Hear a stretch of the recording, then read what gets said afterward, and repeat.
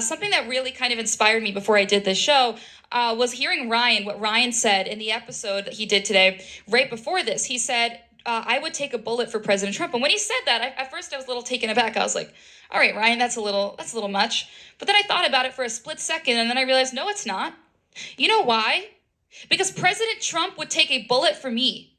President Trump is taking a bullet for me. President Trump is prepared to take a bullet for all of us. What he's doing is actually Christlike, and I never thought that before until today. I actually used to make fun of people who would say that because I thought, okay, that's not made fun of them, but I would be like, all right, that's a little extreme, but he's literally going to prison for us. Did you hear this woman, Anna Perez, said that she would take a bullet because I guess the previous guy that was speaking or something before a segment before her said he would take a bullet for Trump. I mean, see what I mean? These folks have went off the deep end. And then to say that the man is Christ-like, as we approach Good Friday. What's so good about Friday? Good Friday, when a man was murdered. I preached a sermon of that one time before, many years back. And how can it be so good? We know why it was good. Because on that third day, he rose again.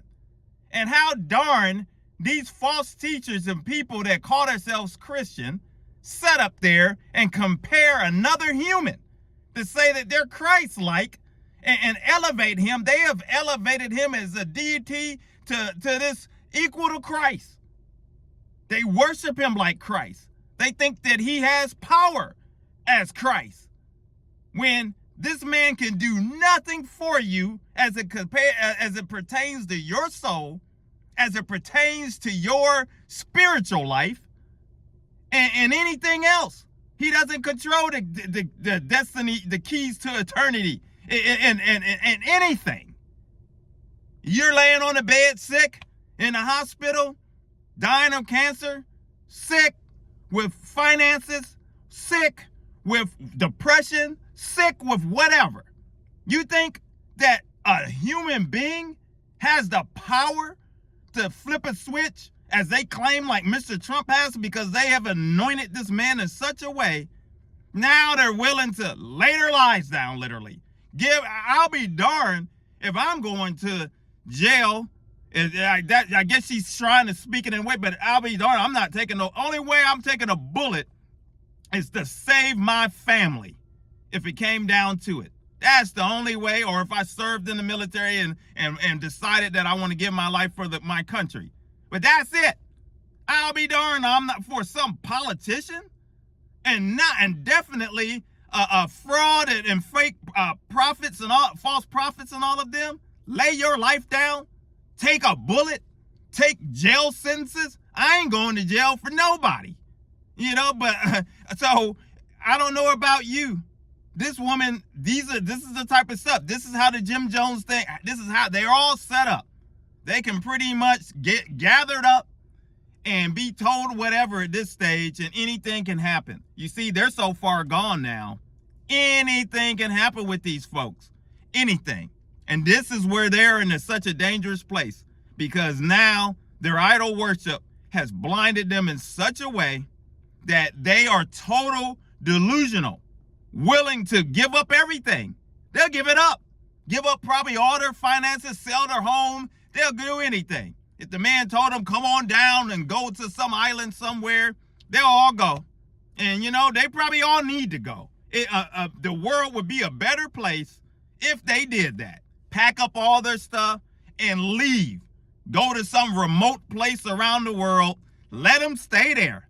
And let them sit there and see if this so-called false God that they have been worshiping, see how much he take care of you then.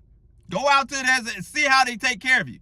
What happened when all of them folks followed Jim Jones out there? They thought it was going to be a life of paradise. They got out there and realized they were working like dogs out there in the crops and all of this stuff. And he's taking their Social Security checks and money and all kind of stuff. And it became a living hell for them. And many of them, it was too late. Well, that's what's going to happen with a lot of these folks. It's going to be too late for a lot of them, because a lot of them, they have sold their souls. They sold out on every kind of way. and they're in total rebellion to God. And it's too late for many of them. God's judgment is moving around right now, and as their God that they're worshiping, their false God, won't answer them, won't do anything. He can't hear, he can't see, he can't do anything. Their false God that they're worshiping. And as everything crumbles, they're going to be crumbled up, just like the Colosseum, when the Philistines were sitting there laughing, having a great old party with Samson, thought that they were making a fool out of him. But in the end, the joke was on them. And that's what's going to be happening. You continue with the nonsense, following these idols and these people that are worshiping politics and all of this nationalism and all of this stuff and making up all these false ministries that are running rampant. You continue to follow that and think that these people serve the Lord.